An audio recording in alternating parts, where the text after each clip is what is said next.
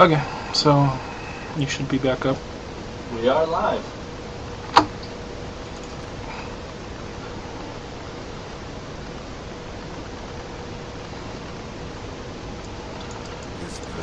Okay, we are back and still doing some more testing.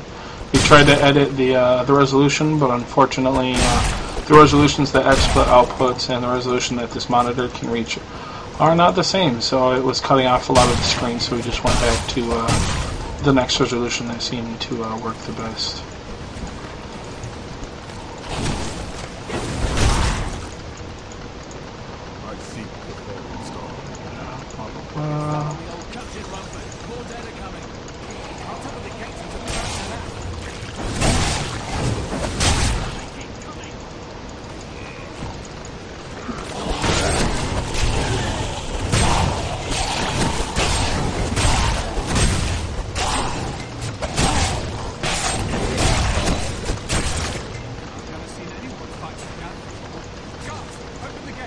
A little shockiness.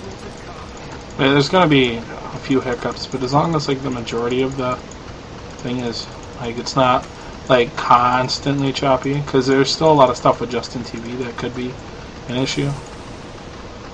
But I'd say if we could reach 80%, you know, not choppy, then I'd be happy.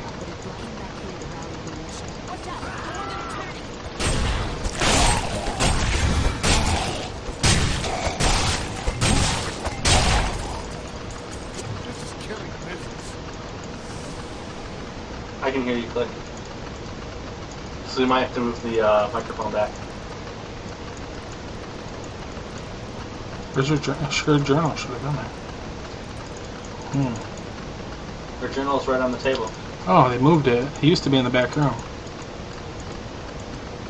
It used to be right here. And you had to pick it up, and now it's right here. That's weird. They must have changed that with the patch.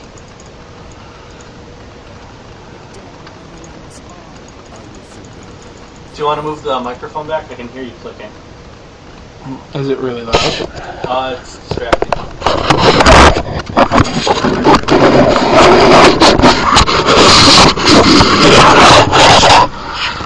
You can just put it back there. It should be. Yeah, it wasn't staying. It kept falling. Well, that's obnoxious. Yeah.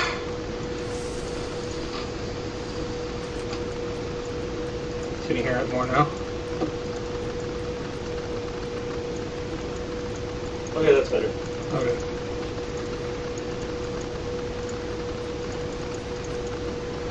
That was the keyboard. Not enough fury. More fury. No? I need Yeah, I can fury. hear the keyboard. Is it really loud? No, it's just slight in the background. Okay, that's fine.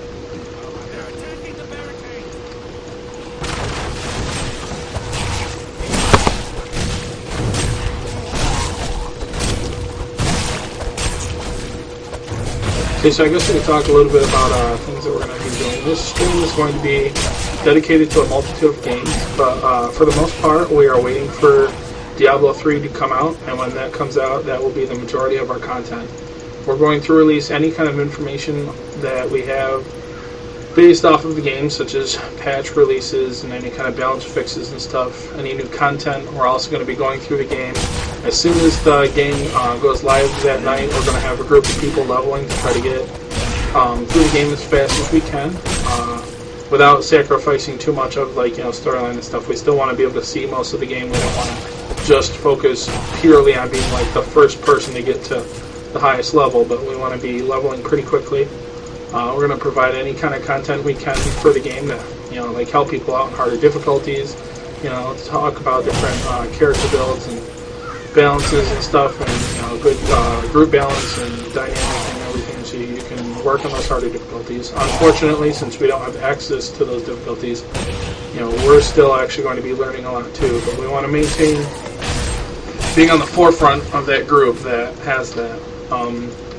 Also, eventually, when it becomes more standard, we're going to start building up PvP teams and stuff like that, so we can show you some fun and entertaining matches. We know that they aren't balancing the PvP like they are in StarCraft or even World of Warcraft. So we know it's going to be, you know, a little unbalanced and mostly just for fun. But we might, you know, see how that goes and see how unbalanced it is. And if there's something entertaining from it, we'll continue to show those if people are requesting us to show some interesting matches. And we also, like we said, we're going to have a couple other games. We'll have a little bit of StarCraft and maybe some World of Warcraft if we have anyone that happens to be playing at the time that wants to stream some stuff. Also, we're going to have a YouTube channel with a show dedicated. It's going to be kind of like a role-play thing with characters, and they're all going to be going through the adventures of the world of Sanctuary while, you know, talking and everything. We'll also have people talking on our group and stuff, just generally, like the players themselves talking about stuff, you know, just general banter and stuff. So hopefully you'll enjoy it when we get everyone together and in here to do this. But currently, right now, it's just Magnus and I. Like we said, we're just testing, making sure that the stream looks good. So if you want to provide any comments, the chat channel is open. Also, you can contact us at our at my YouTube right now, because I can't remember the YouTube for our Power Underwhelming. So youtube.com/RazGamingZone, RazGamingZone. I will be checking my inbox. I'm not sure if anyone else is actually watching right now because I don't have the stream up on the webpage. So we will also be hosting or linking the webpage with TeamLiquid.net for the StarCraft portion, so you'll be able to find our stream on their list eventually. Once we meet all the proper criteria to be listed, since they had recently just changed the criteria required to be on the listing. Grisly sight, a heap of dead bodies. Unbelievably, as I was searching them for any items of value, they began to rise. And for those who haven't actually been able to play the beta, here's some good footage so you can see what's going on. Currently, there's not a lot of the game. It's only like the first third of Act 1. But you do get to like one decent boss, and things are randomized, so you do see that from the old Diablo 2. And it definitely still has a good amount of that feeling.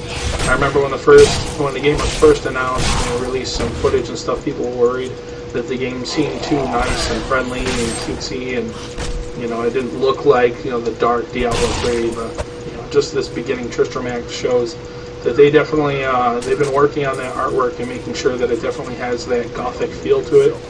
You know, and it's not as childish and as bright and sunny as other people had said they thought it would look.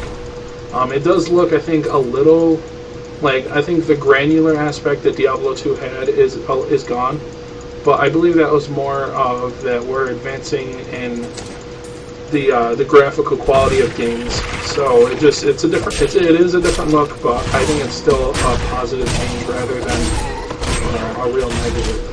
A lot of the feel of Diablo 2 came from simply not being able to, you know, have more advanced 3D modeling, which we are seeing in games nowadays.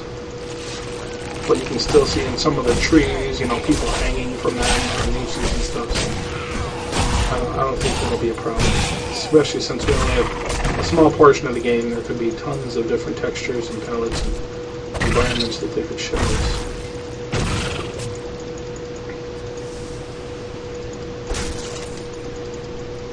Now, I don't have the headphones on. How's the quality of sound for, like, the game volume? It's not too loud or anything. The effects are good. There's a good sound for effects. Your voice overdoes it. The voices are really soft. Like, you can't really hear the voices all that well. Of the characters. But I don't really think that's key unless we're like really showcasing the story. Right. Other than that, everything sounds good. I can hear the Barbarian hit everyone really well. Yeah. The lagginess is stopped almost completely. I haven't seen any choppiness in a while. Cool. Something else we can talk about is destructible environments. They're pretty easy to notice what can be destroyed, but you may want to check, you know, a little bit of everything if you really like, you know, just messing stuff up. I know I tend to find myself wanting to constantly destroy everything that can possibly be destroyed, you know, so I do that a lot. I really like that is, it shows that a new level of the game can be done through destructive environment, which is really nice. These are the new waypoints behind me. They're more circular than square, and they have lights and stuff now, which is kind of cool.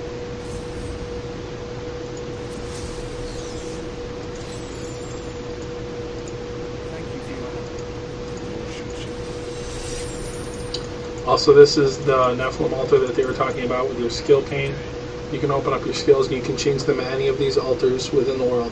I haven't found a whole ton in the actual combat environment, but there have been a few, mostly at key points before large fights or anything like that. And then there's always one in town, right next to your blacksmith and stuff, so you can, change abilities as you get them. I can change threatening shot to cleave. Cleave. I believe it is... Okay, it's a Fury Generator. I don't know if I have any abilities. Oh, yeah, Hammer of the Ancients is one. It's a Fury Monster, so we'll change Bash for... Okay, we have to change this first. And then change that for Cleave. Okay. And then get the quest.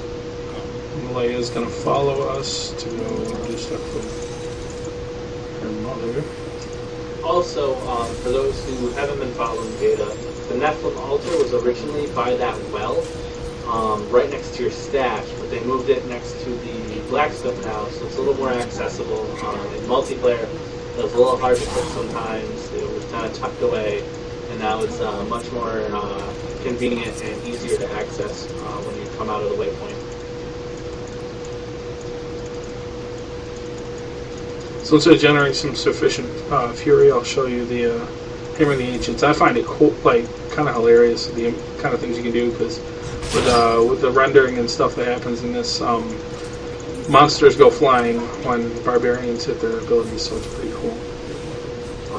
This also includes corpses of monsters, so even though something is dead, you can push it around the map a little bit.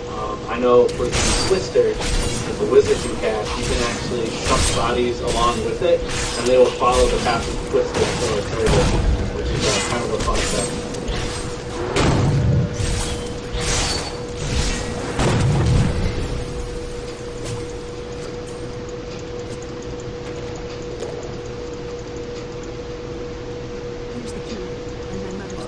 Aiden came to me last night. I suspected what was lurking within his troubled heart. I consoled him as best I could. Regardless, wherever he's headed, hell will surely follow in his wake. The shadows close in on Tristram Another once addition again. is the addition of the journal, I'll be gone which every time you fight a new monster, unfortunately you won't be seeing it because I've fought in all of them with other characters. They will actually come up with a little thing from Deckard Cain or other adventurers talking about the monster, maybe a little hint or clue as to what they can do with attacks, or just little quirks about them. Currently, they all seem to be working except for the skeleton. Every time you fight the skeleton and the journal pops up for it, the audio doesn't play for it, although you can access your journal by hitting the J key and reading what Deckard Cain was supposed to say.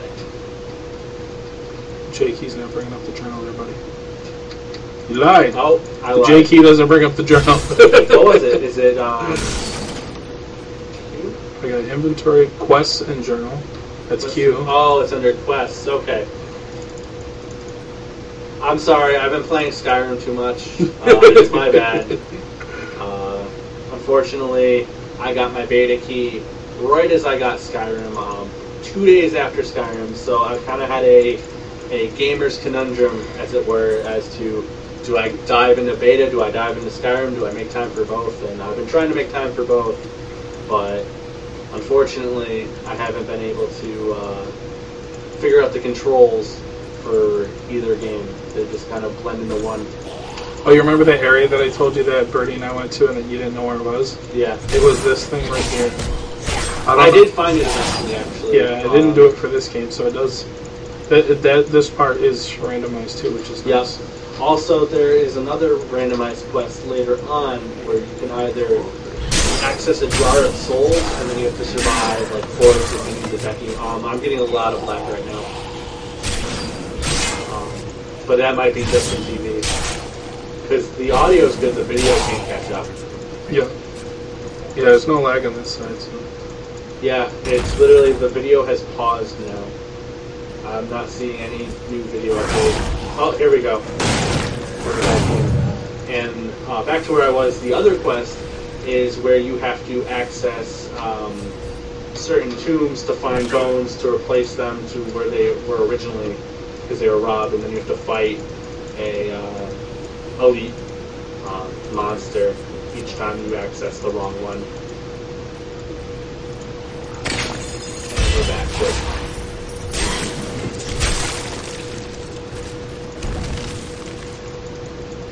So yeah, it's good. Okay, so we're definitely good on that, which is nice. Really? It's so much easier on the wizard. The range is just no more problems. You can just run everything. I'd have to say though that the barb is a little more. He has a little more physical stamina. Like when one of our other friends was playing the monk, it seemed like he had to like keep like hitting and running away. He couldn't take hits. And the barb, I've noticed, it's like I can just like stand in front of stuff and not worry about taking damage. The monk definitely plays. I've just recently finished the monk. The monk is like a dive in, hit everything, and dive out, or kill everything. I'm at the point where I've gotten a lot of gear to where everything dies in one hit. So you just dash right in and like take out everything, and you just keep going. But I definitely noticed early on that survivability was a little rough, which is why you needed the healing mantra, which uses your spirit. But I'll definitely do a section on the monk, just to let you guys know more about it, because there are some strategies I've noticed, some items or stats that you're going to want to focus on when the actual game comes out, and that I think might be a really big thing to look for on the auction house, which is spirit regeneration, but I'll definitely go into that more when I do the section on the monk.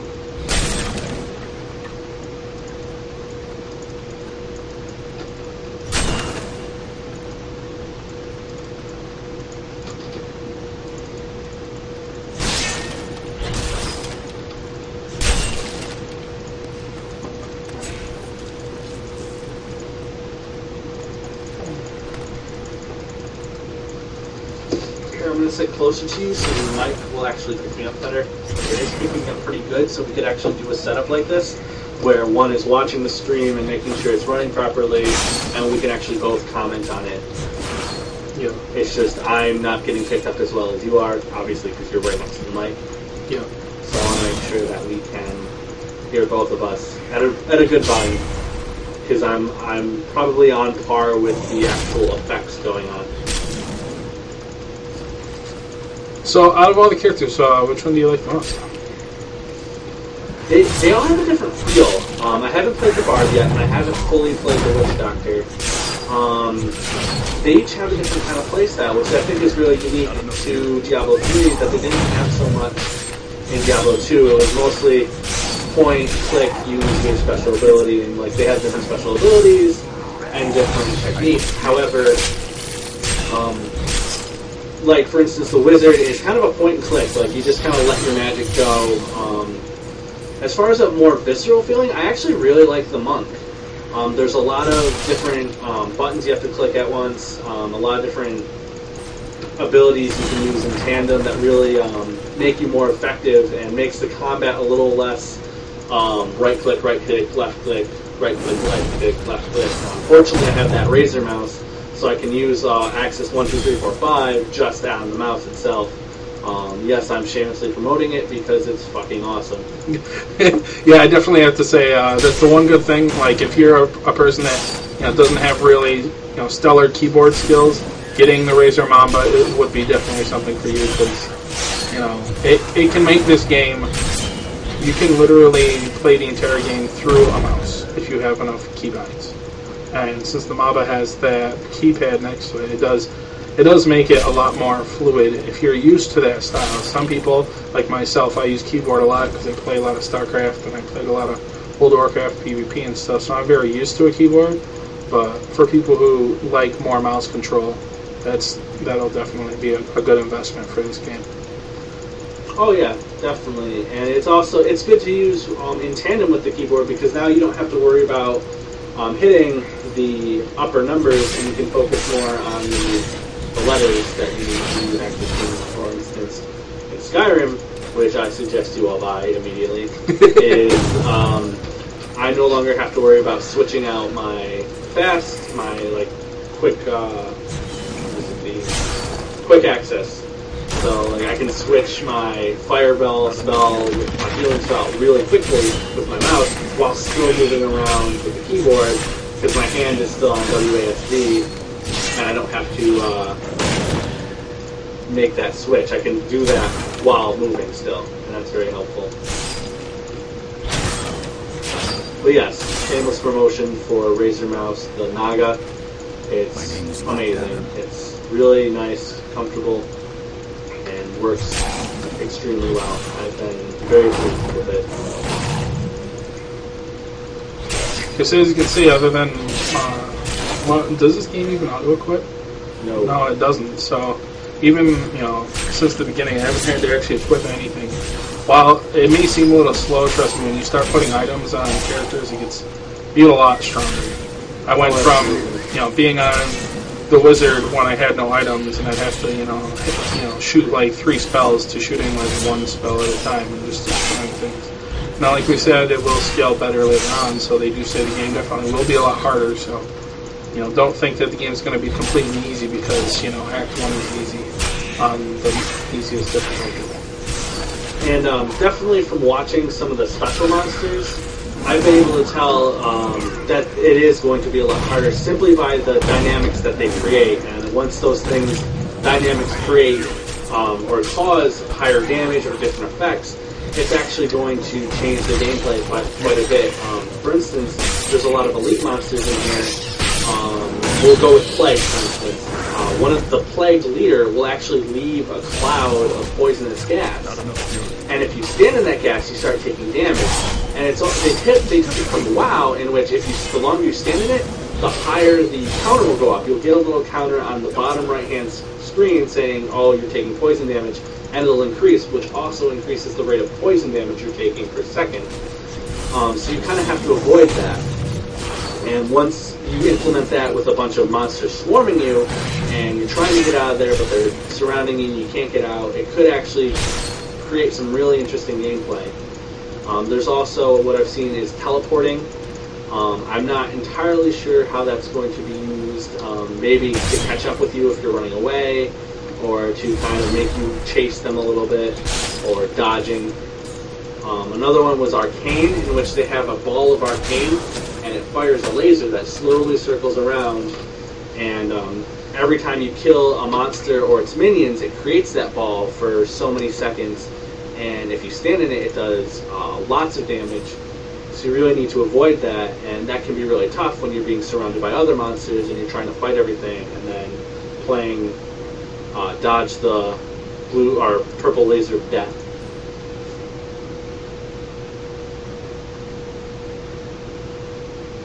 Just checking out a couple items to hopefully show a little more of the difference between when damage does increase. Unfortunately, I don't know if I have any really good weapons right now. Just a few axes, 6 damage.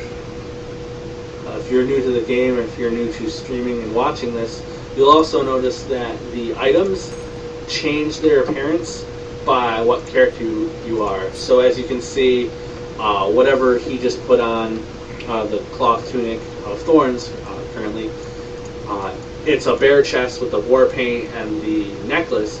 Now, you don't get that bare chest and war paint and the necklace when you play as the demon hunter or the wizard or any of them. It's only for the barbarian and the male barbarian. The female barbarian will also have different styles of clothing for the same piece of armor.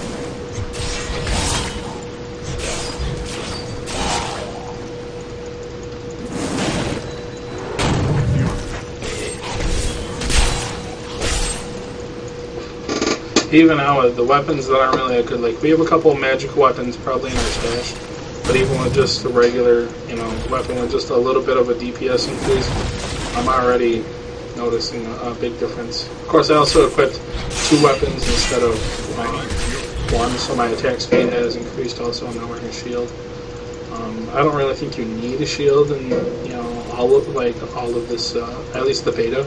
I'm not sure how the rest of Act 1 will go, but I've never seen a point where stacking a certain stat will be important in the lower levels of the game. Obviously, in the harder difficulties, it's probably going to be a much bigger issue. Now, hopefully, we can talk about some of the things that regular Diablo 2 had problems with that kind of plagued the game from making it, really, really good. I have to say, part of that was the lack of resistance required and the lack of stat balancing, which they've changed it to where you don't actually get to choose the stats you get. So people had a lot of extra stamina in Diablo 2 because all they did was get enough to equip what they needed, and then everything else went into stamina. And there were too many options to make sure that other important stats, such as mana for casters and agility and stuff for other classes, just didn't have it. And they're fixing a lot of that, which I'll enjoy. But one big thing was resistances. When you got to a certain gear level, it didn't matter because the enemies couldn't hit you. If they did hit you, yeah, they do a lot of damage, but for just how the endgame played out in Diablo 2, it just wasn't that important. Unless you're doing PvP or you're trying to play the game more legitimately. But in the high-end item finding kind of boss running stuff, it was all about damage.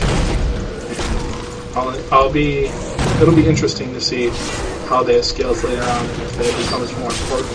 Especially with how they said they're going to change how loot drops, so it's less about runs and more about just getting through content. So once you get to Inferno difficulty, just starting at the beginning and going all the way to the end may just be the better option rather than finding a certain boss that drops specific items.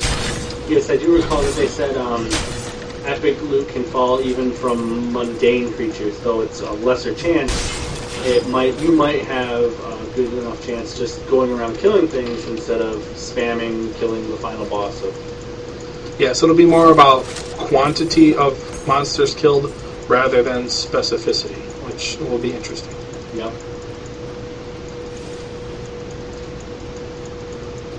Now, with the general playstyle of what I'm doing, this is mostly what we're going to be doing with our first leveling. You can notice I'm not looking at every nook and cranny. Let this go through. Can you hear the voices? We're not there yet. We're pretty close on that, so wait. But I'll let you know.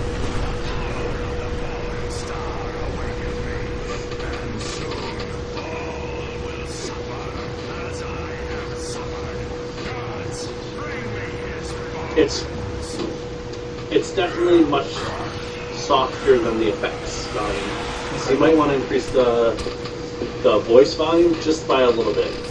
Okay, I'll do that after this fight.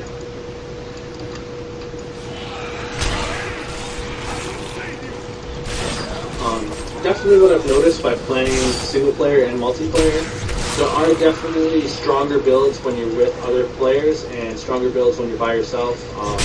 Either increasing survivability or the ability to move away from hordes or just doing massive amounts of daily damage. It's also very group friendly. I think they really want you to play with a group of friends or just on the multiplayer a lot more than single player. They just made it really convenient for you. It's less about the competition of who can pick up the loot and more of working together and using each other's skills to benefit. And I mean, they even have a thing where you can drop your flag if you hit G. You can show them, and that gives the other players a place to spawn, so they can actually click on your flag in town and teleport right to you if you have dropped it. Yeah, another good thing is that with what he's saying, loot is character specific now. So there is no more someone just pick looted all the items off the boss. Now whenever stuff drops, it drops for you specifically, which would be really nice. Do you actually need any of this stuff, or should we save it to you can scrap all even damage stuff into crafting materials? Do you want to do that? Honestly, I have a lot of scrap right now. What I might what I want to do is save money so I can unlock more of the tab. If you want, you can show them the tabs on the stash. Now, as you can see, you get more stash by investing in it. So for a tab, you have to put in 2,500 currently to increase the amount in one tab. To get a new tab, you have to spend about 10,000, not about, but you have to spend 10,000 gold. And that really, as you've just heard us, it creates a dynamic. Do we want to scrap these items to get the disenchants off them, which can help us make better items at the blacksmith or at the alchemist or the enchanter once those are unlocked? Or do we sell them? Do we save them for other characters? Or do we want to put them on the auction house? Now, right now, we don't really care about the auction house just because it's with gold and not with real money. And we do want to look into that in a little bit, but we don't really have anything that's going to sell really well in the auction house anyway. So, in this instance, it would be a better idea to sell it for the gold so we can unlock more for our stash. The stash is shared through all accounts, so you don't really have to make mule characters anymore. You probably will once you get to the point where you maximize your stash and you need a character just for that extra space, just to hold on to things. However, this makes it so you don't have to have someone to log on with you to trade items. You just put it in your stash, and then the character can pick them up when you log on. This is very convenient and a great improvement from the second one, I feel. It just makes the game more convenient, more streamlined, and it really shows that Blizzard is learning from the fallbacks and missteps of the second one. I get leap attacks, and that's going to be fun to mess with. Yeah. You can actually transverse terrain from high to low and from across gaps if you can reach it. I've seen barbarians jump a gap before, and that was pretty cool. I don't know, I love that ability. Actually, when do I get another? I should have 3, right? I get it at 6, okay. So I'll be able to have leap and the other stuff too. Cool. Stream is still looking really good.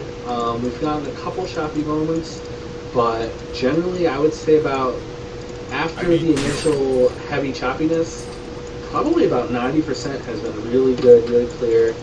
We did have quite a big hiccup earlier, but it wasn't that bad. It was a few seconds, probably 10 to 15, where the audio was going, but the screen wasn't, and everything's caught up, everything's running really well.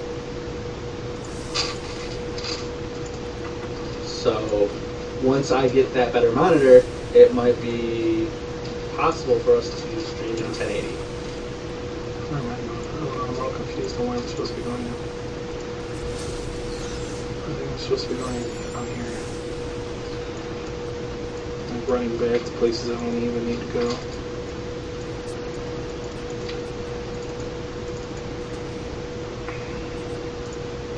So this is where you pick up your first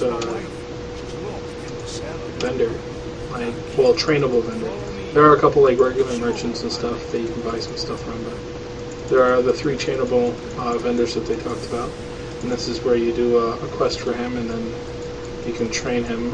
I think it's already unlocked on another character though, so yeah, it is. That's why if I actually go in town, you can already see all his stuff there, and you can already still train him, even though the guy's not actually standing there. So that's pretty nice. Well, actually no, he is standing there, but he moves when it's time to do his quest. Yeah, initially, when you start your brand new character, you cannot access him until you do this quest. However, since I've already done it, and I've already accessed him, I can access him through my other characters. This also works for the single-player companion characters, like the Templar. In the beta, you are able to unlock the Templar and use him as your companion. However, that's only in single player. And if you were to go up into the map now, I believe you would be able to access the Templar now because you've already freed him on another character. If that's not the case, then once you've done it with your character, for instance, if you were to log on to my monk or my lizard and start the campaign over again, because you can change your he would be available for you. So you access, even though you haven't unlocked him yet. Done this without you. I'm envy. You'll find his tomb in a cemetery, a weeping pond. And if you see my fellow apprentice out there, tell him to get back to town. I can't move. Yeah, I can. There we go. Oh, you could also just right click and access the. Oh, I guess you can't put leap attack. That's annoying. You can't put it on the first one. Weird. Yeah, that's pretty annoying. I usually do the movement ones or the mantra for the monk on the right click, just because it's a fast click away and like it's not something I use to spam like a generator or a attack.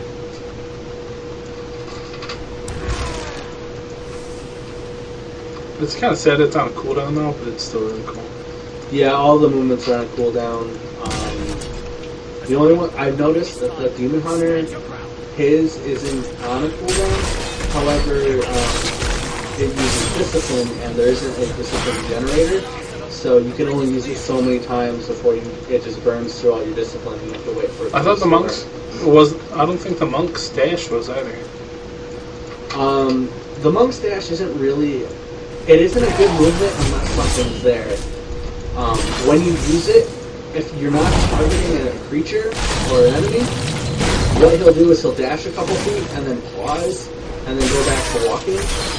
It's only really useful when you're trying to dive in towards enemies because it'll actually increase the range in which he dashes.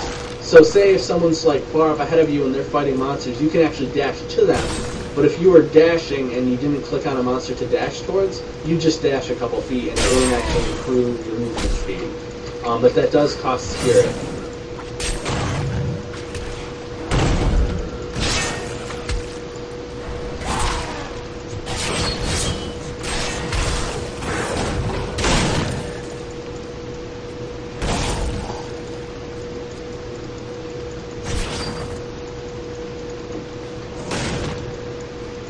I need fury.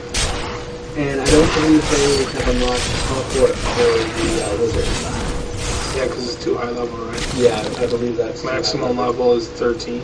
However, if that costs arcane energy regenerates so quickly that may still have that same sort of, teleport through the map kind of effect that it did in Diablo 2, but that's merely speculation.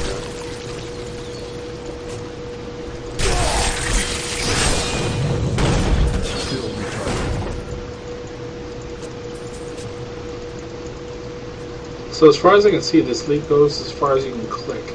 So I would have to say that your higher resolution will give you more screen to traverse.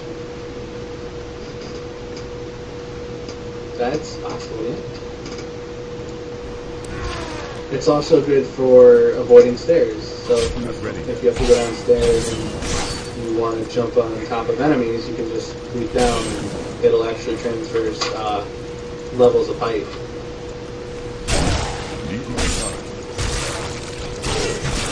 I think if they make it a fury generation. Whoa, holy hell, something that's actually going to kill me.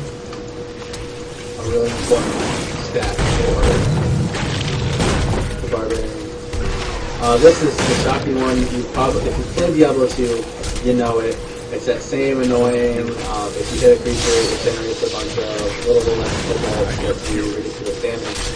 The difference is, now when you kill them, it creates a ball of electricity that continues to generate those electrical sparks that do damage. So if it wasn't bad before, it's even worse now, and especially in the later levels, that might be really, really annoying.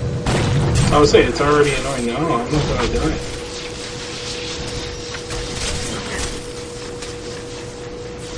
This also works for Molten and Ice, I believe, where if you kill something with the prefix or suffix of Ice, it'll create a ball of ice that explodes, or a ball of molten that will explode, doing damage, and with ice it'll actually freeze you. Still recharging. Oh, and I see what it's saying. I have to put that on probably. Start actually doing some serious damage.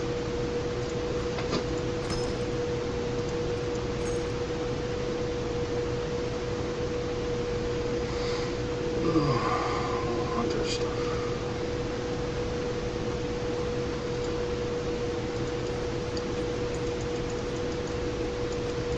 Now, does Fury deteriorate over time? So you use if you don't Yeah, use it? but it doesn't deteriorate that quickly, so it's actually really nice. And this is the plague that I was talking about earlier. It creates a plague circle of gas, and if he actually stands in it, you'll notice the counter in the bottom right will slowly increase, doing more damage to him. So he has to actually avoid it. Otherwise, he may actually end up doing massive damage to himself.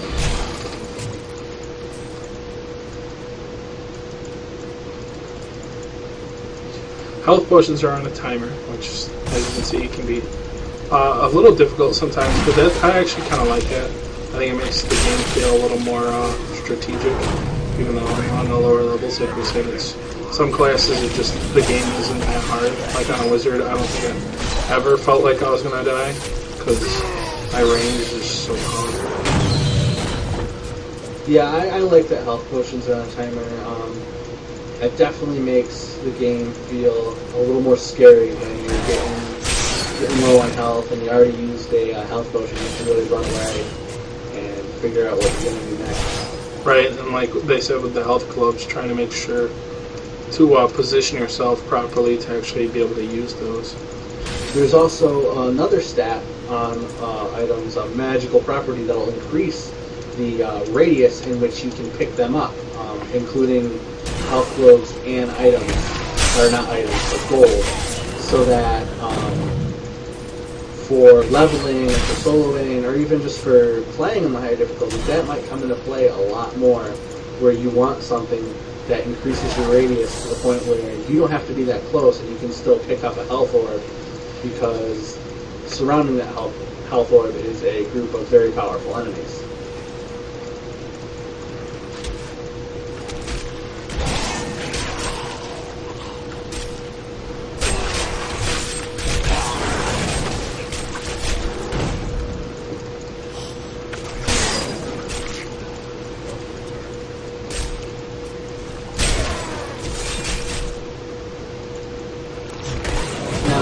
Is that a scythe carry?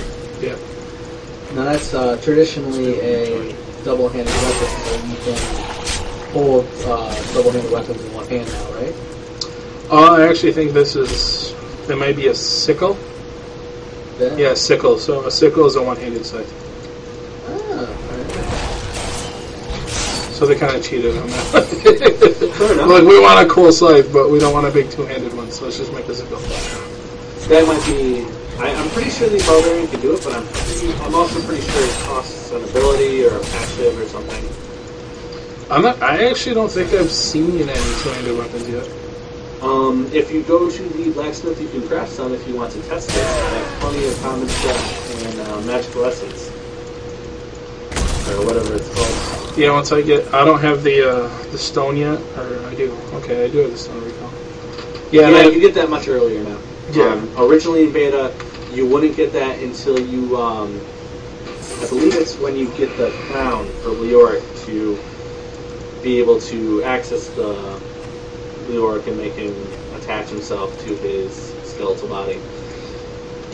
So normally that's when you would get the Stone of Recall, is when you find his crown. But now you get it, I believe, after you rescue Deckard Cain is when you get the Stone of Recall.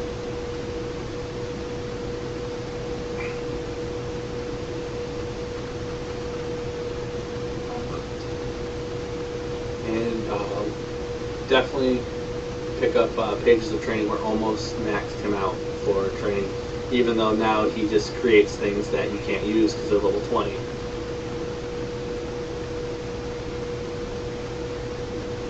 Alright, I'll be right back. Okay, so there are a lot of two-handed weapons here, but I'm too low level. Alright, well we can wait. Well, we can still make it, but like one of them requires level 22. So yeah, there we go. Apprentice Flamberge requires level 8. We make 12 of those.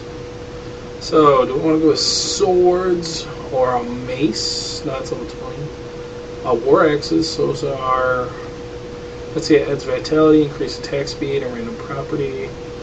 And then the flame burst, just attack and one random property. I like attack speed since I have cleave, so we will go with making 2 war axes. Oh, I guess it must cost money. Oh, why can't I make it anymore? Maybe I have to. Maybe if you make it one, I don't know. This is the first time I've crafted, so sorry for not being able to. There we go. Let's shorten this. Axes. It's the one-handers. Mighty weapon. Oh, that's the level 16 one.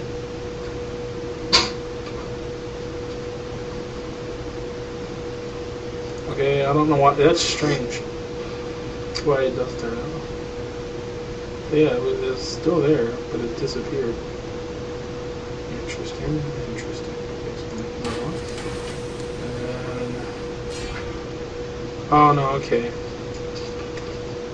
It just reset up to the top. That's kind of annoying, but okay. So I made 2 of them. I'm just gonna have to get to level 8 before I can use them now. So in 2 levels, we'll be able to use 2 key. I got a keen war axe of the century, 21 defense, 24 vitality, and 5% increased attack speed. And then one is 4% increased attack speed, 3 to 9 fire damage, and 20 vitality. Nice. So once we get that, we'll put the scraps. Those back in there. We'll put all the other blues that I can't use. Oh, we got some boots. That'll be nice. Some actual blue boots. Oh, looks like I got another sickle too, so I can go double sickle. There we go. Until we get to level 8, then we can use something cool. Badass motherfucker. So yeah, the Stone of Recall functions like a town portal mixed with a Hearthstone from World of Warcraft. I'd have to say it's probably the best explanation of all time. I think it's the best of both worlds. For those who are familiar with World of Warcraft, it's not on a half-hour cooldown. You can pretty much use it as you'd like. However, I think it kind of balances out in that it takes time to cast. So if you're in a oh shit situation, you can't just pop it up and get out of it. You actually have to run away or defeat whatever you're fighting enough so that you have time to cast it. Otherwise, it'll be interrupted. But I was to say, like in regular combat. Right now I'm in combat.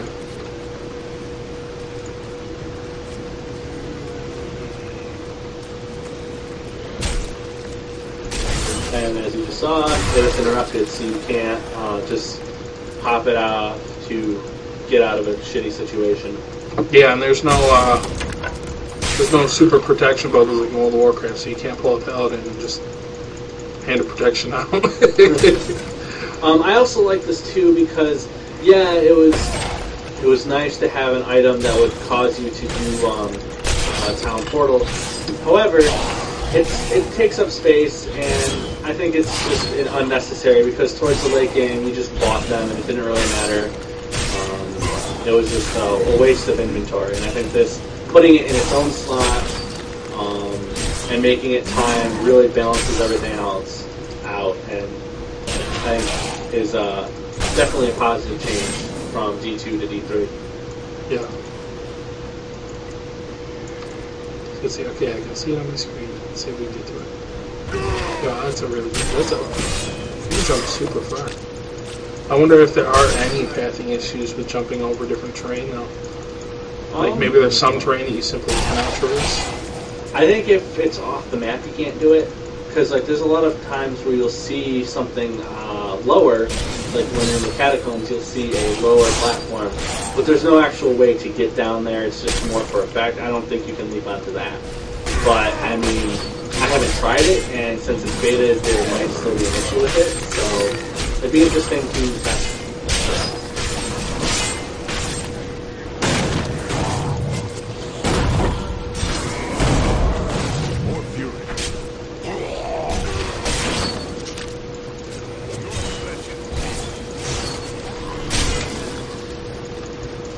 So, out of all the skills that you've used, are there any of them that just look awesome? Like, I know we don't have all the levels because we only Yeah. have till 13. I think the effects for the wizard are really nice. The black hole, as we like to call it, the arcane orb, looks really cool. It's fun to use. The witch doctor just has kind of a more comical aesthetic to it. Like, you know, sending legions of poisonous frogs out at your enemies. It's just kind of amusing. And it'll be really interesting to see the different effects that happen once you start adding runes into the picture. Yeah. There's a lot of effects that all the characters I've seen where I want to see what the runes do. Like for the monk's dash, I want to see what it does for the dash. Or for a lot of the demon hunter effects, which are kind of plain. Like the rapid fire just kind of shoots a bunch of red stuff out. And it's okay. It's got a nice feel to it. It's fun, but it just burns through hatred, and it's not really aesthetically like, oh my god, wow. But I feel with a rune, it could really turn into something, like turning those bolts into like fireballs or electricity or like an energy beam. Could be really interesting. So it's really too early to tell the types of effects that will be available, especially once runes get involved. However, there are definitely some pretty nice aesthetically appealing things. For instance, the arcane orb. The lead looks really cool for the Barbarian. His whirlwind is a classic whirlwind. It's kind of standard Diablo at this point. Oh, do you get Whirlwind? Yeah, I from believe 13? I've seen Barbarians use whirlwind. Oh, that was one of the hardest things was in regular D2 when you had to wait until like you were like, I'm going to build a Whirlwind Barb, and then you had to wait until level 30 before you could even build your character, and you had to just use other abilities you didn't really want. Yeah. I like that you also don't have to worry about putting friends into abilities. Like the whole metagame of, you know, building synergies and which abilities do I want to add was fun, but this makes it so that you can just switch out abilities to what you're doing. It makes them all available for you. It's less, it is a little less thought put into it, but it also makes you focus on the items more and less about like, oh, do I have to put it in this skill or that skill to maximize my synergy or effectiveness. And let's face it, Diablo 3 and Diablo 2 were all about the items. It's all about the items all the time, and that's where all the math and all the metagame is going to be. And not to mention, you still have a lot of the cosmetic changes, like they said, Yep. with the runes. So even though there is still some strategy, because when the fundamentals of a certain ability are changed, you know, like that will change strategy, but it'll also make you, like, you won't be like the same, you know, Barbarian that's swinging next to you, because your abilities could potentially be different. Absolutely. I don't think they'll ever be able to get away from like what's the best cookie cutter, you know, this is always the top thing or whatever, but I think what it is that the game will be difficult enough to where strategy will be required, but not to a point where like you want to, you know, do a certain character and it becomes useless because the skill just isn't there. Yeah. Which would be really good, you know, like. And I mean, with the amount of possibilities there are, we're not even going to know the best cookie cutter ability for potentially years. I mean, how many millions of different things you could do per character? They said like the total amount of permutations of different modifications you can do for all the characters combined was over 5 million or something. Yeah, it's a ridiculous amount, and I really think it's going to be more of a fashionable thing, like, oh, hey, this is currently the best cookie cutter thing, but I think it will be changing consistently, especially at launch. Like, we're going to find, oh yeah, this does really well, but someone's going to mess around with the runes, someone's going to do this, and they're like, oh hey, this is actually much better. And I think you're going to find that's going to happen quite a lot for quite a while, especially with so many permutations of the skills and runes and items you can combine to really make your character unique. And, well, not unique, but effective. Yep.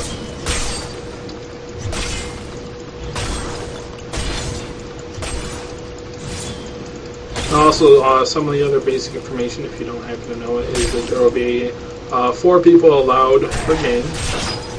Loot will drop more for people that are in games with other people. More because those people are just clearing mobs faster, not that there's an actual statistical advantage.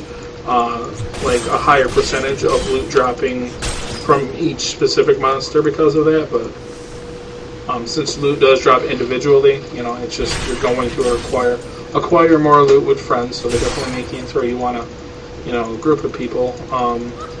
They also have like these treasure goblin things where they try to make portals and you have to stop them, and if you stop them before they go through the portal, you get their loot, which I think actually just caught them in a corner so they couldn't do anything.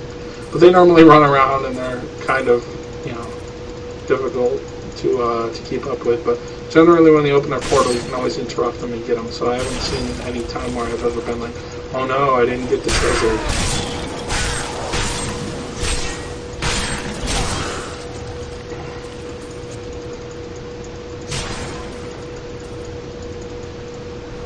Especially on Infernal, they'll probably be extremely difficult. Yeah, they run at like Mach 10 or something.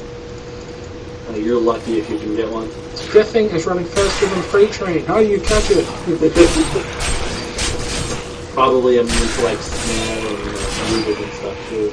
Yeah. That's going to be interesting, is to see how the immunities work in the later difficulties. Because one of the major problems I had with Diablo 2 was in the later difficulties, you couldn't play certain builds simply because you come across that group that was, oh hey, we're immune to cold and lightning, and I happen to be a cold and lightning sword. So there's literally nothing I can do.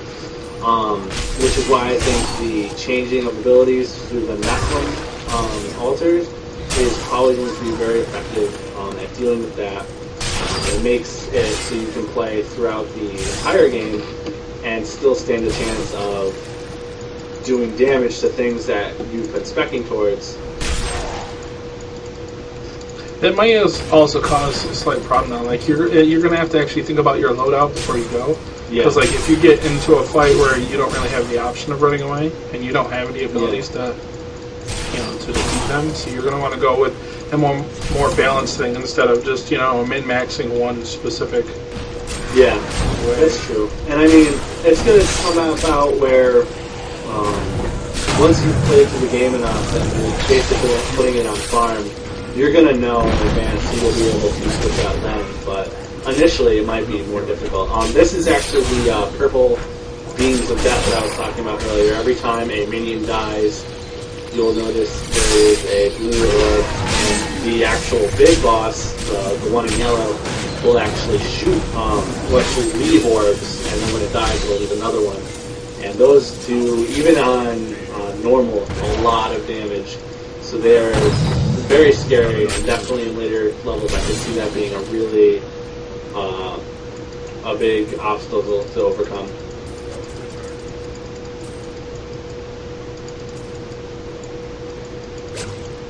It seems like though the things that happen to be harder generally give more health clubs. Like, of course they're going to give better loot, but like I just killed a couple of those things and I had like 6 health clubs. Yeah. Well, they're intending to drain your health, and if you defeat them, you should be rewarded by getting some of that back. I think it's kind of if you can survive, you will be at full health, or mostly full health. Okay, and then this thing, it's these are like short portals to bring you back to the entrance of a certain area. That's like a specific little dungeon. Instead of how it used to be, like where you'd go to like the cave level 2, and then you'd have to run all the way back, even though you already killed everything in the cave. Yeah, it's definitely there for convenience, and being someone who played a lot of D2, I really appreciate it. Yeah, it's not like oh no, you just broke the game because you can teleport to the beginning of the dungeon. You weren't fighting anything on the way back. Yeah, it just saves time, streamlines things a lot. They're really building it so that farming is streamlined, and I think the auction house is going to be a really interesting metagame. And a lot of fun. I think there's a lot of different facets of fun that you can add. Like you can have the metagame of the auction house, the actual game itself, PvP. This game's going to be around for quite a while. Will it make the 10 years that Diablo 2 made, and will it still generate money for those who are selling items on D2 are still making a lot of money? time will only tell, but Blizzard seems to be invested in making the auction house work and making all this work and making this last, 10 years and beyond, just like Diablo 2 has lasted. Now, the only thing when it comes to the lasting that I would see that is going to be a problem with Diablo 3 is when they get to that, okay, the game's, kind of in the wayside, and people, like the hardcore people still play it. But there are people that like the game but maybe just want to change it up a little bit and used to have like mods and stuff. There was a big Diablo 2 modding community that would do all different kinds of things. But since Diablo 3 is going to be an online server-based game, you don't have that option, unless they're going to release, the server information, which there were underground, servers that were illegal or whatever that were out for Diablo 2. But to see a more legitimized version for modding will be a little sad, because it kind of brings new life to a game that maybe you're done playing or whatever, and that won't be available, which I can understand. It helps with getting rid of people pirating the game and stuff, because you still have to connect to their server.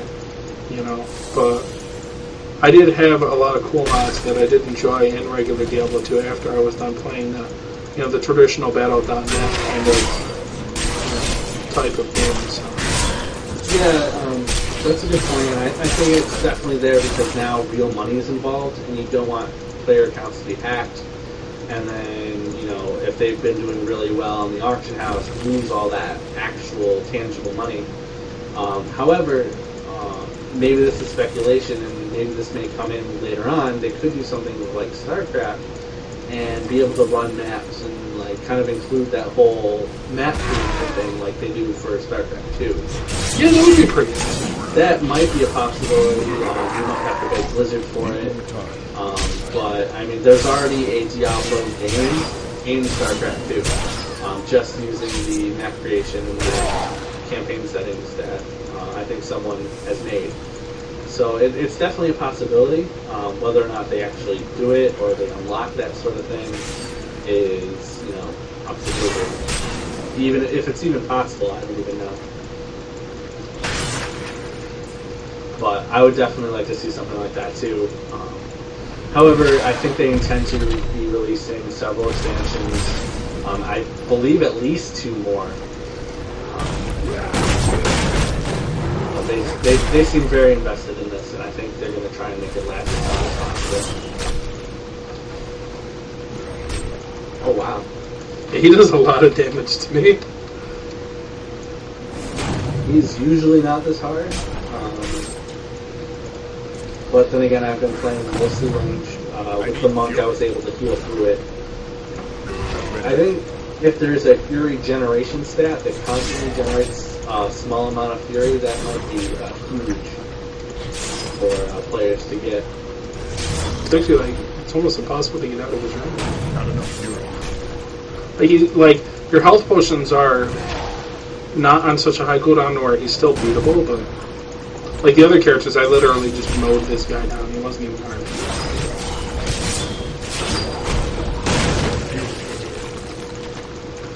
And that'll be interesting to see too, is what monsters present a problem for what characters. Well, yeah, there's also item skill too that's going to play a large portion of how strong they are. The Bard could be really weak in the beginning of the game or something, but maybe in the end game he's unstoppable. So yeah, absolutely. Definitely with the monk, I had similar troubles of just being close combat. Survivability was a little hard, but as soon as I started getting better gear, survivability wasn't even an issue. I got rid of the healing skill that allows you to heal without health loads, simply because I didn't need it anymore, because survivability increased exponentially. And I think you'll find that will be the same with the Bard as well. I don't think it's that he is by nature hard to play. He might just be harder to play at the beginning than some classes. And some classes might be harder to play at the end than others. So it'll be interesting to see how that all pans out. And won't be able to know until March when the game is supposedly released. Then again, it's Blizzard, so it might be this time next week. right. Yeah, they're. However, they seem to be fairly confident that they're almost done. And I mean, what we have here is very polished. Couple errors like the skeleton journal thing not working properly.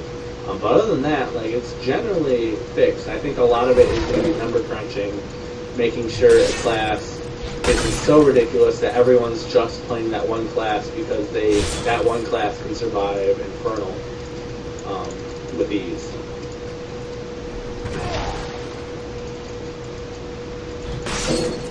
Do you remember what the max level is? I thought you said it was 13. No. For the game, not beta. Beta is 30. Oh. Was it 50 or 30? 60? 60? Maybe? I can't. Yeah, it was 50. I don't remember. It's been a while since I've researched all the other information.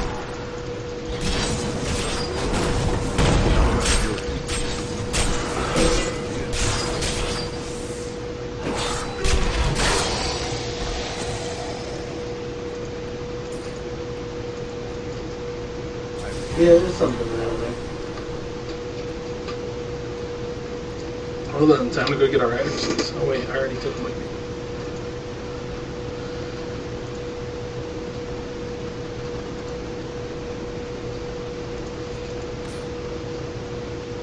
So yeah, there's one.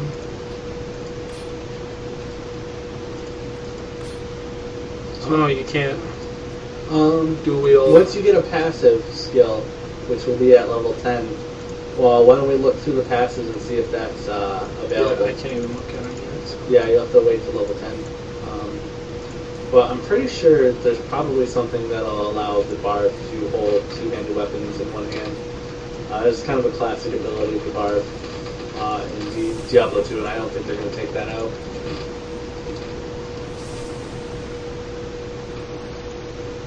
But it might be like level 30 or something that you actually get it, so.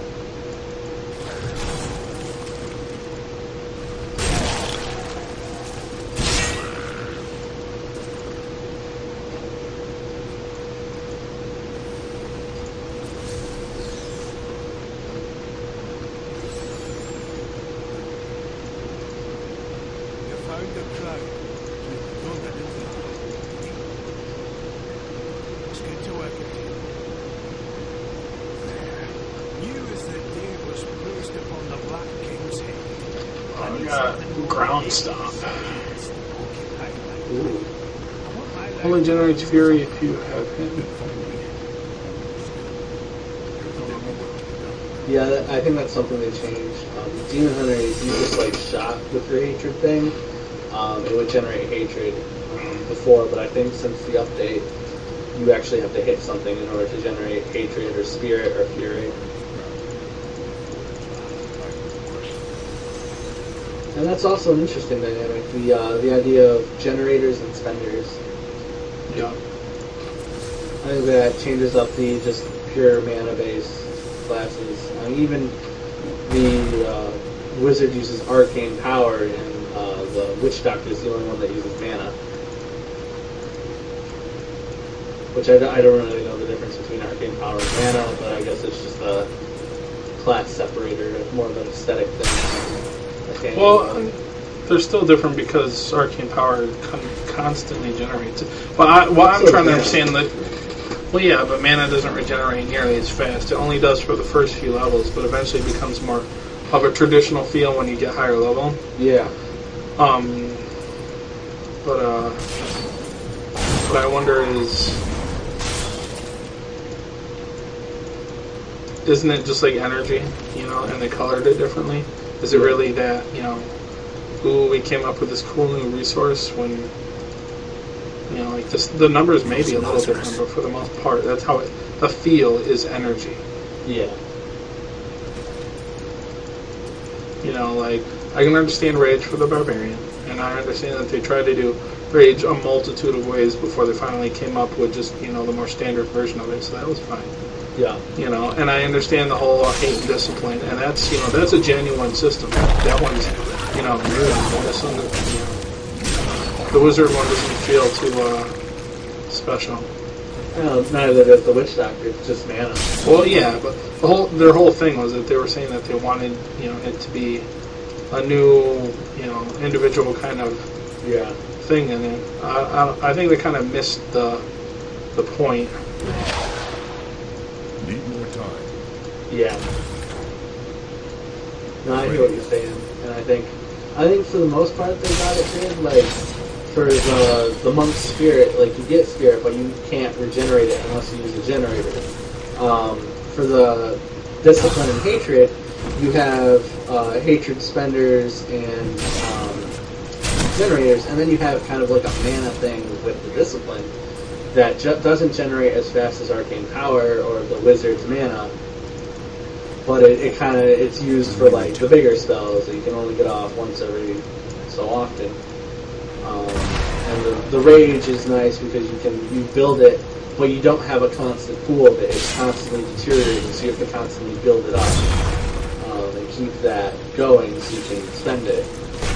But yeah, I think you're right in that the arcane power and the mana just are very standard. It generates, you use it. And maybe in the later levels, mana is harder to generate, and arcane power just consistently generates pretty quickly just because you're a wizard, you only casting spells. But we're not going to find that out until the game is released. The damage difference on this axe is pretty insane, though. Oh yeah. The actual crafted items you get from the blacksmith are extremely helpful and valuable. And I think what's going to happen is, aside from just farming for items, you're going to want to scrap those and actually build crafted items and try to farm things from the crafted items. For instance, you may try to find like a magic find item, and it might take you a few times before you generate it, because how the crafting works is there are a couple set stats, depending on the level of the item you get. This is the set armor, and it adds set amount of precision or vitality, but then there's always a random property stat, and that random property stat might make that item extremely valuable on the auction house or to you as a player, or completely worthless. Like, oh yeah, that's helpful, but it doesn't really do much for me. Yeah. Which is another dynamic and another spender and another way to farm for items.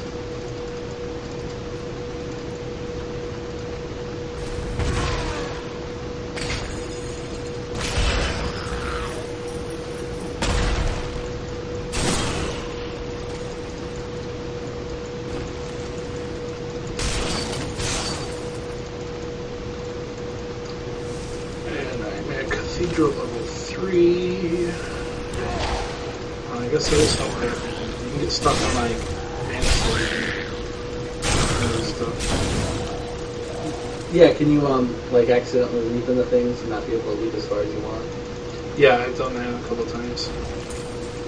But like right here, like I want to leap from here to there. You think you could jump over this, but if you hit it the wrong way, you don't. Like I just hit this little corner instead. Yeah. Also, sometimes when you try to leap over like these things, it doesn't work out right, and you'll hit the banister before you'll hit the leap. Oh, it works now. It didn't just then though. Maybe it's a certain angle. Yeah, so there are a few pathing issues, but for the most part, I haven't. Like maybe after playing for a long time, you'll start to notice them a lot more, and it'll be an issue. But right now, it's not really like game changing because I can't. Now, something I am noticing though, is that we have like Not ready yet. fury generator. Like right now, I'm using all fury generators. Not a single thing reduces my fury, and I can still function perfectly normal. Like I don't need a spender. Yeah. So it's almost like it's a worthless resource. And that can change. That probably changes later on in the game when things get a lot harder. Maybe it gets to a point where, those fury spending abilities do more damage. But right now it doesn't. So. Yeah, I think it's an early game thing, and I'm pretty certain that. Whoa, that was a big jump. It was. I'm pretty certain the whirlwind is a fury spender. So Yeah. I think you're going to find that once you get whirlwind, you're going to be spending that fury. And leap isn't a fury spender; it's just a No, it's fury. fury. It's a generator. Leap generates fury. Yeah, it generates 15 fury. Jesus, that's awesome. Yeah, so you're like, That's so useful. I don't think any barb is not going to be using that skill. yeah, leap is, it's definitely like, it's going to be a standard skill. Oh yeah. All barbarians are going to want to use it. Need more time. I'm almost wondering, though, if there's a little too much AoE in all the classes. What's that? If there's too much AoE in all the classes. Like, if it's becoming just a big AoE fest, and it's not... Like, I know that that's kind of how this game generally felt anyways. Yeah. You know, was there's a lot of monsters, and it'd be a little tedious to have to, you know, click on every single monster. Yeah. There should be a good balance between them, and so far, like, everything, other than the passive abilities I have, actually, just other than the passives, everything is, you know, 2 damage in an area. Yeah. I think you're going to find a lot of that just because there will be so many monsters. It'll change probably in the later difficulties with certain monsters being immune to certain things, so you have to kind of change it up. And also, like, you're going to want to do higher damage, but maybe only on one creature when you're fighting, like, bosses or something. So, say there's an elite monster out and you really need to get it down because he's just going to suck away your life and it's going to hurt. You switch to that more single, one-on-one kind of fighting style. And also with the runes, they might change the single attack one to an AoE, and the AoE to a single attack, but really powerful. So Yeah, it's true. it's kind of, there's so many questions, and we're not going to get any of those answers until we can play the game. And, you know, even see the metagame, because we're not even going to be able to see all the possibilities of the runes and what they do for each and every skill until we level every single character.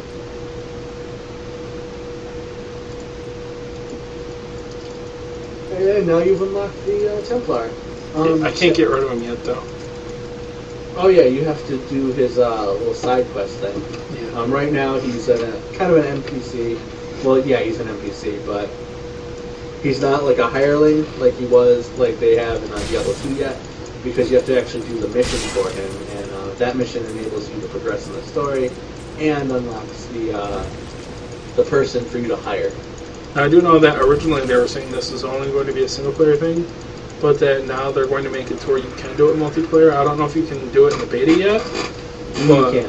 Okay, but yeah, they said they are thinking about giving it to I got number of items. You can break some things down if you want, or sell them. Yeah, I'll just break down the How many pages of training you got? 4. If you go back to town and sell that stuff, you can also unlock the last level of blacksmith, and we can actually show the people a transformation. For those of you who don't know, every time you level up your crafter, be it the alchemist, or in this case the merchant, or the in this case the blacksmith, they'll actually change aesthetic to what their level is. I believe the max level is 4 for the beta, and in order to do that, you need to actually collect certain items to get them to level up. So, for instance, you need the Tome of Training, which comes from 4 pages of training and 5 common scrap. I thought it was 5 pages. Yeah, you need 5. There's some in the Well, you just said stash. Sorry. So that's why I was confused. No, you need 5. That's my bad. But you have how many in there? 3. You had 3. Yeah, Right. 3. So we... Yeah, convert that into a book. And I believe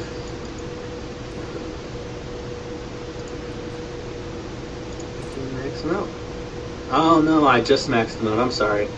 We still have to go further. What do you mean further? See how the bar is black? I actually already got him to reach level 4. Oh, okay. That's my bad. But we can level So him yeah, up. there you go. The bar went up a little bit for I training. believe it's about 1/5, so you need to do it 5 times before he'll actually change his appearance and level up. But every time you do it, you do unlock more craftable objects, which is nice. And they do have recipes that you can find. which might be a hot ticket item on the auction house as well, finding recipes.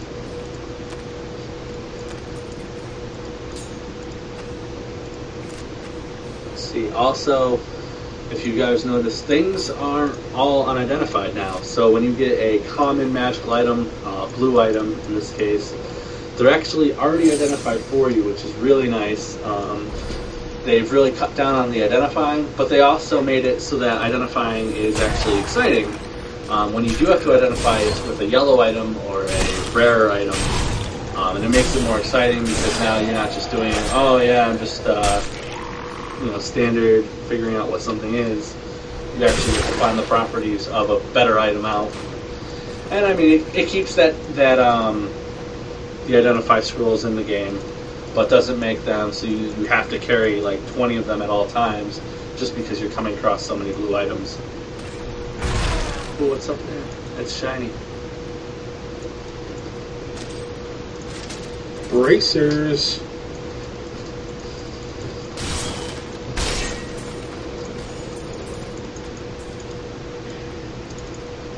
Let's leave downstairs and see if we didn't have enough distance.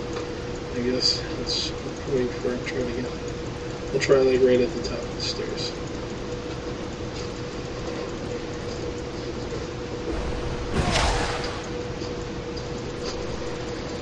Jondar, Fallen Templar. Still recharging.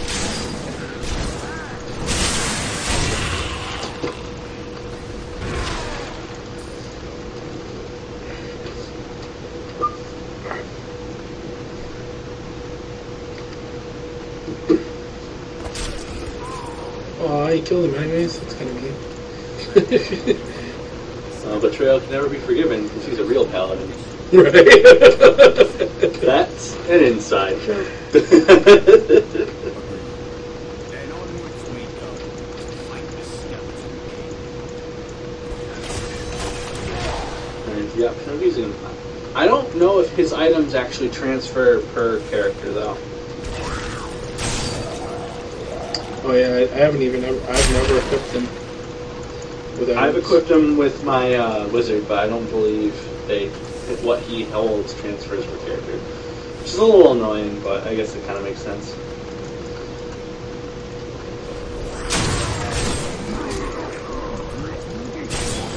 Yeah, it's going to be annoying in the beginning of the game when I'm playing Wizard and a Barbarian just jumps over a cliff and kills everything. Yeah, in multiplayer, I've always seen that. He just hops down and kills everything. Yeah, it'll be interesting how the destruction is shared between Still recharging. players. We'd be surprised if they even, they should make it more like every class kind of gets that ability at the same level. You know, that way, for groups that are leveling together, it's a little more controlled, I guess. Yeah. Yeah, we'll have to see how it goes. I don't think it's going to matter, really. This is just an early game. Right. It's not going to be like, oh no, I'm never playing Diablo 3 again because Yeah. the Barbarian could leap in a battle before I could teleport. But No, yeah, I think by the time it actually matters, like the movement things actually matter and you're not just housing things, everyone's going to have their skills because you're going to be a nightmare by that point, or at least into Act 2. Not ready yet. yeah. Stream is still looking good. Nice. Still going very smoothly. Audio's been pretty much stellar.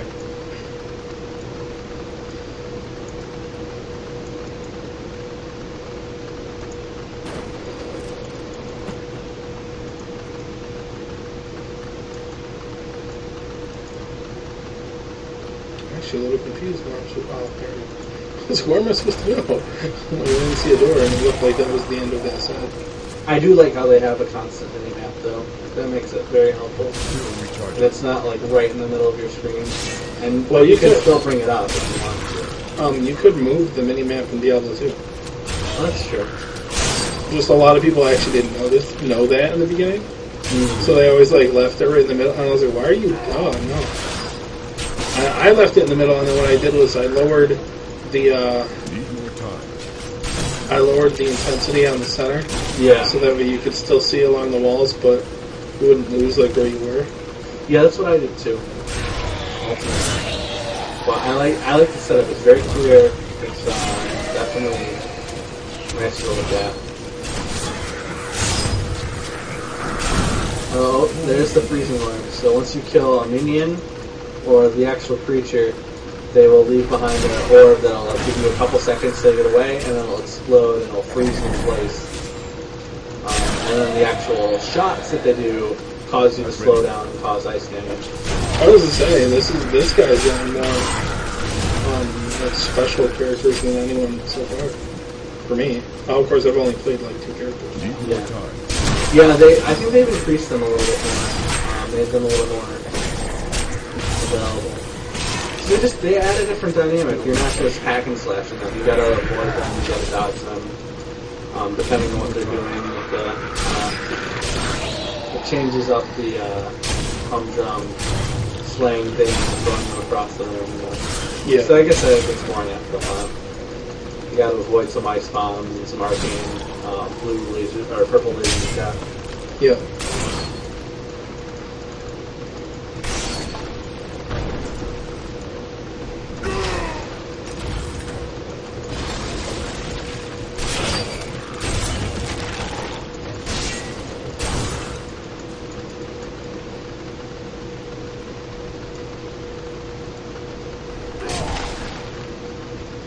Okay, so you cannot leap over walls where there are doors. I didn't think you could. Well, that would kind of be breaking physics, so I'm pretty sure you're underground at this point, and those walls are connected to a ceiling. Yeah, but it isn't. You can see the top of the wall. Yeah. And this wall was higher. Fair enough. But it might just be for a fact that it's actually, like... Yeah, there's actually a ceiling there. Yeah. I mean, we are the ceiling, technically, so... We're observing from the ceiling.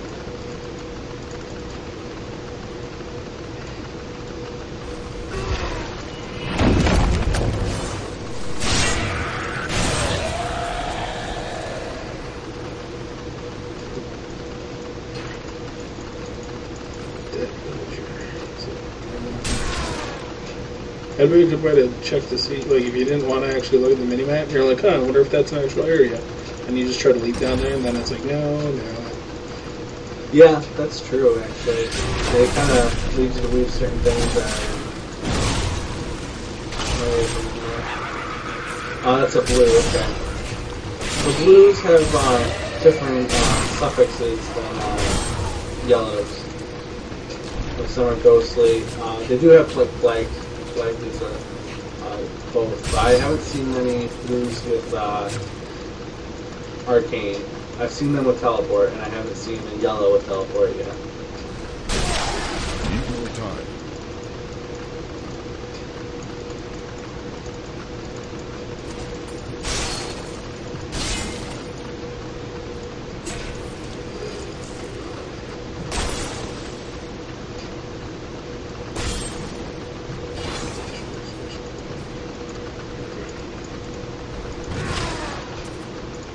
Get my gold. Now, if we're just to take beta as a kind of microcosm of what Diablo 3 is going to be, I do have to say that it looks like bosses will still be the big farming tools, just to go and do a boss over and over again.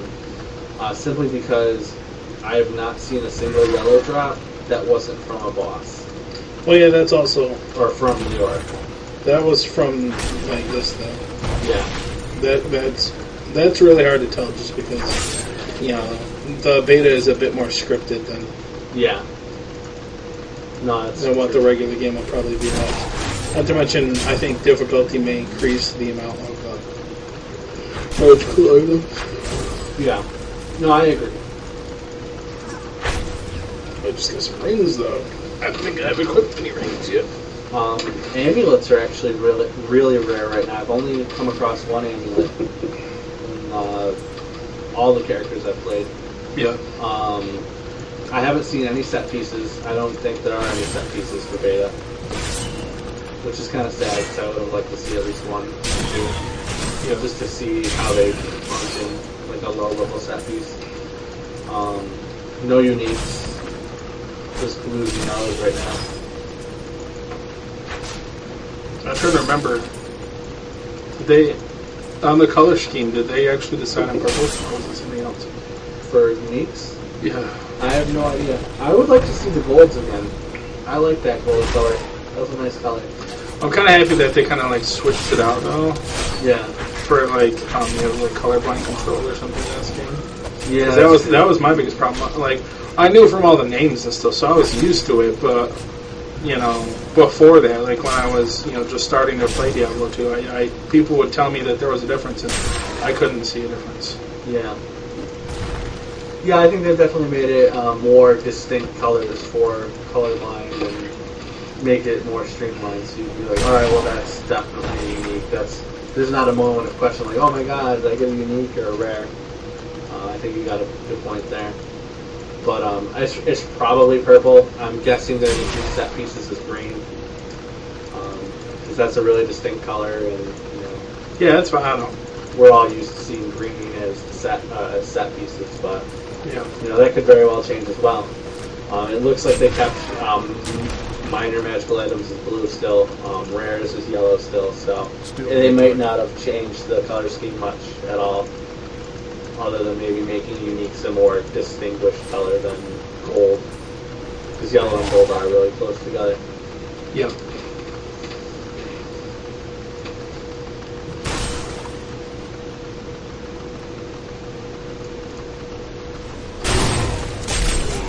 Not ready yet. Great, this special. So would you like to join us at Sushi House in like 1 minute? No, sorry, not a sushi person. Well, they have other things other than sushi. They have a bunch of other stuff, but we're just going because it's half off Sushi Tuesday, Still recharging. which is awesome. Really good. Ah, Don't die. Run. what the heck? They're like glitching. They're like catching up to me.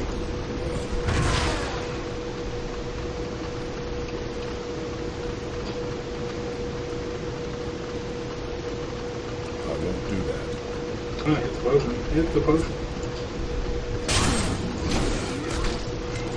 I see this stuff. Ooh. Close, close. Yay, let's go. Need more time. There we go. Careful. And that's just like ice, and yeah, just like ice. It swells up and explodes.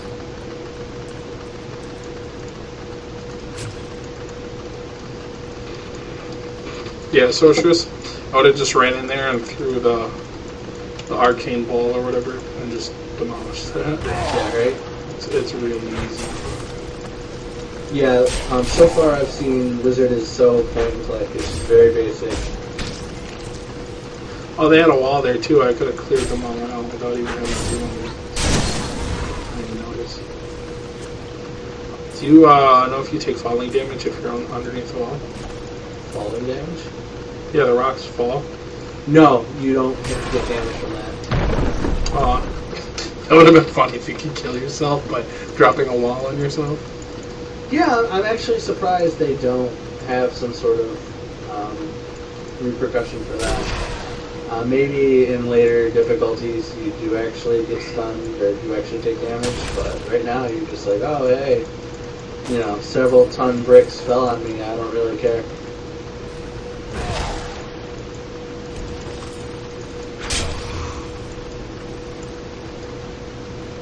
Not ready yet.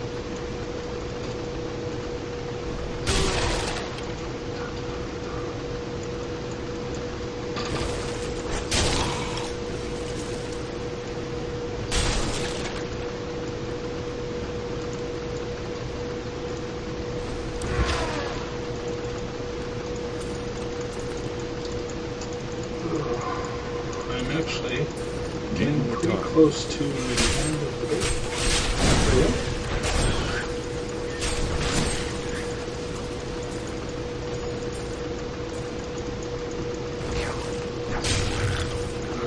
we're going to do videos of every class, going through playing.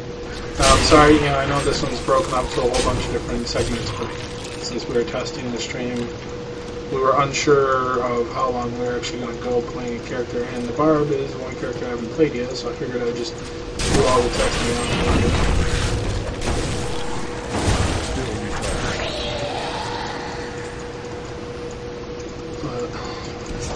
So far, after 2 characters, I'm very much enjoying the game.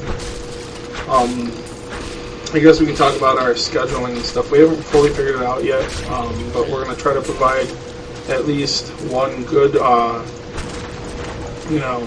stream that's, like an hour or more, once a week, and then we'll provide more content as stuff comes out, such as information or, as ideas kind of flow. So right now we're going to just kind of set it for whenever we have the time for beta, and then once full game release comes out, we're going to nail down a more specific schedule so that way you guys know when to check our streams.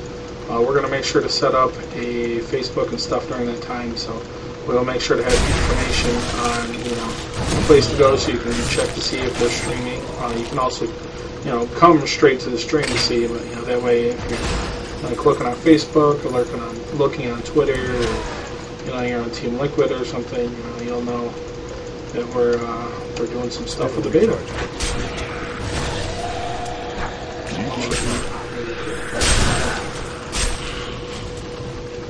Team Guardian. Not ready yet.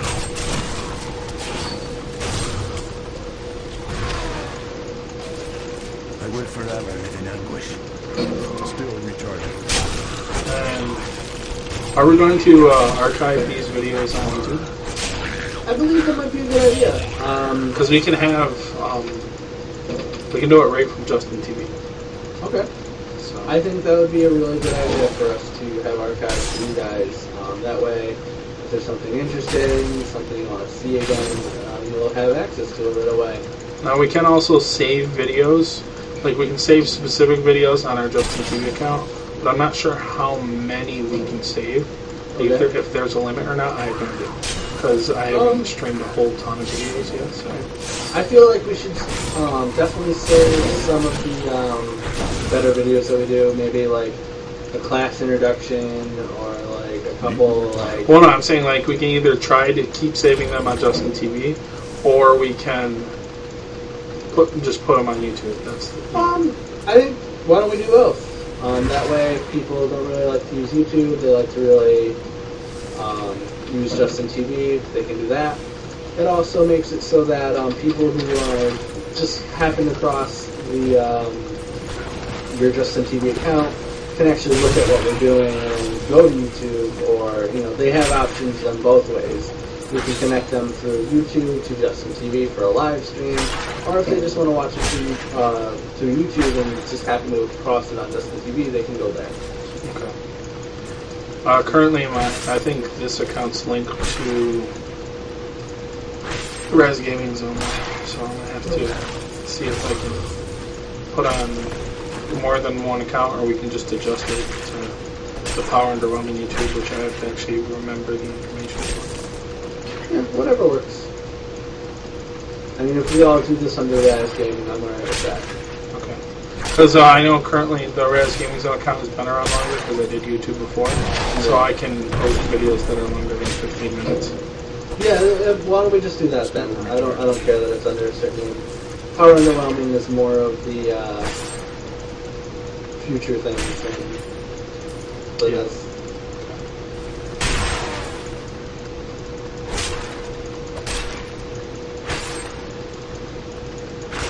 Which means we'll have to.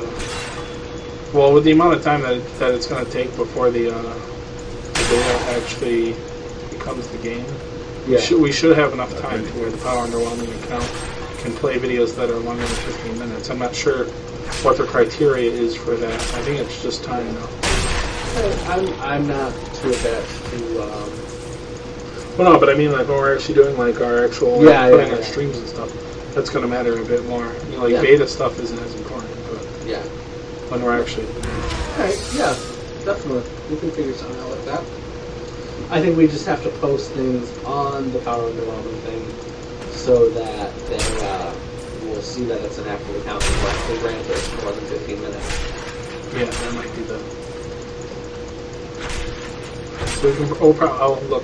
You know, we can come up with some stuff. Like we said, we were going to do like the introductions and We stuff. have just And arrived we in can get, Crystal. you know, the next time that Soul has a night out. Okay. Sounds good. So. Short step. Ooh, it's glowy. I do like the effect that they put on better items. For instance, when you come across some yellows or some higher-end crafted items, they actually start glowing. They get like electricity around them. They do electrical damage. Yeah, see, this one has a little like thing coming off it, but it's barely noticeable. Yeah. The more like heavier enchanted stuff like fire damage, arcane damage, has a little more stronger. Well, this has fire damage on it. Oh, does it? Yeah, it's 3 to 9, but Oh wow. Yeah, you can't really tell that it's a fire axe. With electrical, I have a electrical bow staff for my monk, and it's like the ends are teeming with electricity. So maybe it's just the nature of an axe. yeah, it's only 3 to 9 damage, so Yeah. it could be either just, you know, Yeah. Plus that bow staff is for like level 15, so yeah. it might just be it's not as strong of an item, so it doesn't get a strong effect.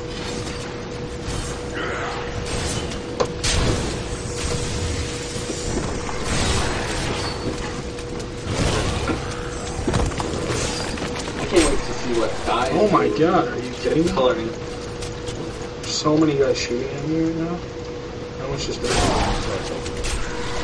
Shit. Done with that. Wow. Yeah, there was like 30 different guys. What do you have for armor? Well, junk probably, but Yeah. I was just a little like, I jumped in the middle of the room and just like 40 different people were shooting at me, and I was like, really? That's a lot. That's a lot of arrows.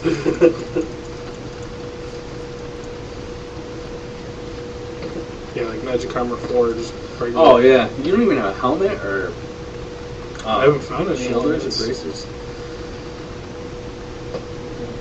You can craft some stuff if you want. You have a helmet you can wear. Oh, yeah, no. There we go.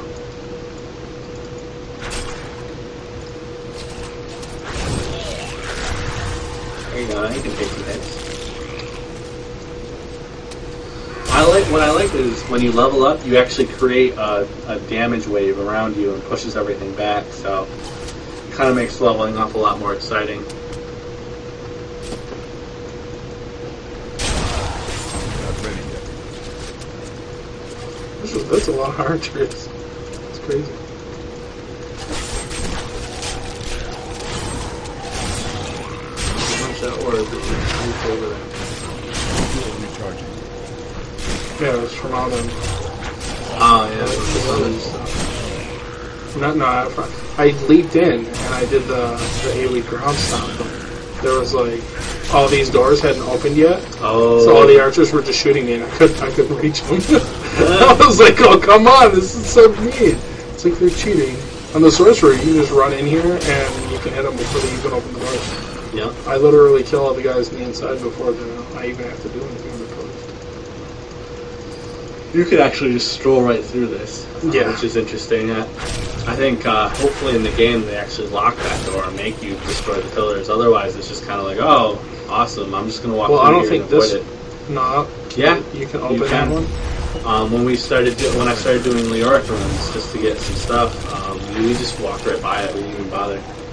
When he's giving all Yeah, the, it's a little sad. the little speech about life entering his cave, you're like, yeah, whatever, and you just keep going. Still No recharging. biggie. Ooh, pillars. I'm just going to walk by them and they're not going to do anything. So Oh, yeah, it's broken. hopefully they'll lock This, the door. I think it's the helm regenerates health, Yeah. and it can't regenerate health, so it just keeps doing 0. Well, it's less than 1. It's like point something. So you're generating health. No, what I'm saying though is that I'm actually Oh, okay, because I thought I was at full health, but it's saying +0 because it's less.